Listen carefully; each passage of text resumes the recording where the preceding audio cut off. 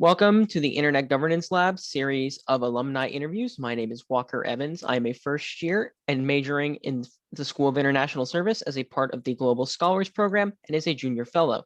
Today's interview, we will be interviewing Mr. Atsushi Yamanaka. Mr. Yamanaka is a professor and advisor at the Kobe Institute Computing Graduate School. He also currently serves as chief advisor for the JICA Rwanda ICT Innovation Ecosystem Strengthening Project, which aims to foster a conductive innovation ecosystem in Rwanda. Atsushi has more than 25 years of experience in pursuing topics of ICT for development, with which he has provided various policy advisory services and supported and managed many ICTD projects across 5 continents, and has worked in different organizations, including UN organizations, the private sector, and civil society. How are you doing today, Mr. Yamanaka? Thank you, Walker. Very nice to actually have this occasion. So first, I'd like you to just tell me about your time at American University. Any experience you have, classes you liked, what you majored in, any memorable professors or stories you have? Yeah, I actually studied undergraduate. I studied physics. So for me, okay, although I minored in political science at this time, this is it was something very new, and I didn't know what to expect from the international relations. Also, high schools, I was in very international environment in Switzerland, and I always wanted actually to pursue international, international development or international politics, as well as hardcore science as well. Hmm. So I decided. I was actually talking to my colleagues and friends and saying like, and he happened to come from Washington D.C. He said like, why don't you come to Washington D.C. because that's where the all politics is. So I went down, and then I actually went to several different actually universities. And I actually came in to American University as a non-degree first because I wasn't sure if I wanted to actually pursue it. Lo and behold, after actually I did my non-degrees, I quite liked it. I liked the campus. I did another non-degree program in the George Washington, but I actually preferred American University. So I actually started my full degree in American University. That was that was like 1993, I think I remember. Yeah. So it's been a while. But then another good things about American University is I met my wife. So that was really nice, actually, serendipity things to be in American University. But it's really, as academic part, is really something which was very, very interesting. Since I came from very hardcore, the science background, Mhm. it was quite interesting to have this, political science or social science to be not exact science, right? Whereas theory does not actually have to be replicable. And that's something which I had a lot of interesting discussion with the professors. And then, but it was very, very interesting in this respect, and then one of the professor called me as you're a modernist, so in the university settings where I think this professor was very known for the postmodern, but it was very, very interesting to actually have that kind of real debate with the professors, as well as like getting the guidance in terms of learning something. This was a very new topic for me. And of course, Professor Levinson, she's basically spearheading this initiative. But she was my, thesis advisor, just the substantial research paper advisor. But I also took her course on communications, international communications, which was really eye-opening for me because until then, I was trying to figure out how this information communication technologies actually fit into politics as well as international relations. And really, her class basically gave me this insight into it. So in that respect, it was really interesting. And another nice part about the AU is we have a campus. We have really nice campus. I had lots of friends. We just actually did the Zoom sort of reunion other day. But I really kept in touch with my good friends from AU who pursued, the similar degrees, and now they're doing completely different things. But this relationships we had in the AU, I think it's gonna stay forever. So it is nice time. So after AU, you've gotten involved with a lot of projects. What are you working on right now? Right now, I'm actually doing several different hats again. Currently, I'm a chief advisor of JICA, which is Japan International Cooperation Agency project in Rwanda. I've been involved in Rwanda for more than 10 years now, supporting the government and also private sectors and civil society in terms of utilizing ICT for development. But I'm actually a chief advisor of the project called ICT Innovation Ecosystem Strengthening Project, where we're working with different partners to strengthen the innovation ecosystem in Rwanda. So that's number one. I'm also a part of the several different researches now, including digitizations of North African countries, as well as like trying to look into the research into public service digitizations, which is also funded by JICA in 16 different African countries. So that's what I'm doing. As well as I'm actually teaching. It's a bit difficult because my university is in Japan and I'm stuck in New York City. So I actually have to do this online. And the new course actually is starting in April. Hmm. What got you involved with what you're working on right now? You know, it's this ICT for development is quite personal for me. When I was actually in AU, we in Japan we experienced a big earthquake in 1995, and I happened to be actually come from that particular region. And the night before the earthquake hit, I actually came back to AU. So when I arrived at DC, I saw a lot of buildings around my house, and my father's business is burning. The highway which I passed it, the night before, actually collapsed. So it was quite striking. But one thing that was very very interesting was that since I actually came back to DC, I actually had more information about the calamity, what's actually going on, as well as like what kind of help is available and so on and so forth through people actually volunteering, putting the information up on. At that time, it wasn't even the internet; it was BBS, Britain Board Service, which actually opened up to the internet. So I actually knew more information about some of the mitigation measures, some of the rescues informations, more than my parents who actually were there. And another thing which really struck me was, at that time, they used a lot of different information communication technologies. This is really, it's personal. When I actually explain ICTs, I tell them ICT is not IT. It's not only technologies. It is communication technologies. So for me, anything which actually convey, actually gather information, analyze information, and then convey information in more efficient and effective manner, that is ICT. So I, jokingly, I tell my students, especially, so for me, even post-it or the whiteboard is ICT, it's full-fledged ICT, and even person is an ICT. Especially in the developing countries or in the calamities, we actually have information intermediary or information volunteers. And if you look at the functions of these, they are the ICTs. So for me, it's really, all encompassing things. But because this personal experience of going through the calamities and then disasters, I realized maybe ICT could be useful for, all sorts of developmental purpose. So that is really how I went in. And my wife, at that time, my girlfriend, she actually went into UN. I said, well, if you're going to get into UN, maybe I should try. So that's how I actually went into UN. So that is the reason how I went in. So since then, it's been about 26 years of jet coaster ride. And the one good things about ICT is, ICT always evolve. So my wife keep telling me, only reason you're staying in the ICT field is because, ICT actually moves much faster than what, you get bored of it. Very powerful message. Have you learned anything from your experience working in ICT so far? Have there been any big messages or just big life lessons you've learned from the process? Um, Mostly I actually work in developmental countries, right? Developing countries. So for me, it was very,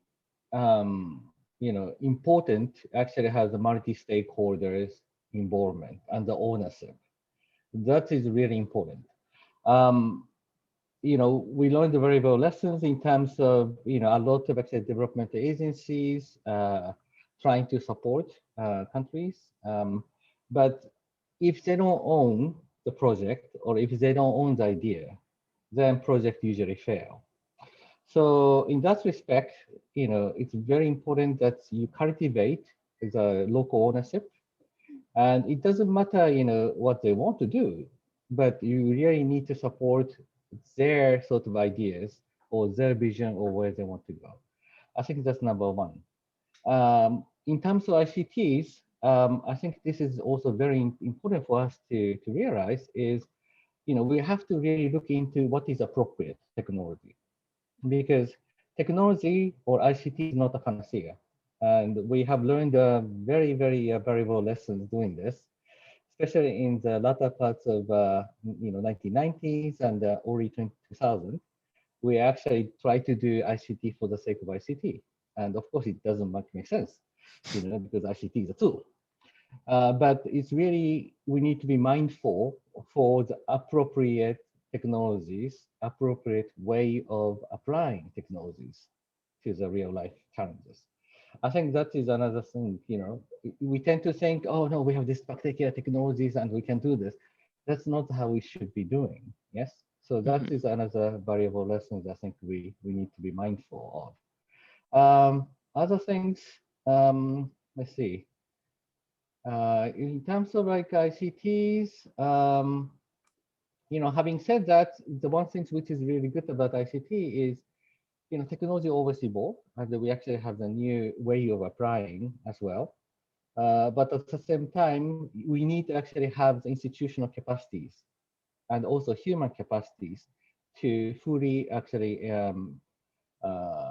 utilize the power of ICTs. So that is something that we need to be mindful, especially when you do the project. It's not only the technologies. Technology is probably the easiest part. The hard part is, how can you strengthen institutions? How can you strengthen the human capacities? I think these are some of the key lessons I learned so far. Makes a lot of sense. Do you think your time at American University has helped prepare you for these programs or to learn these lessons or to get involved? And if so, how?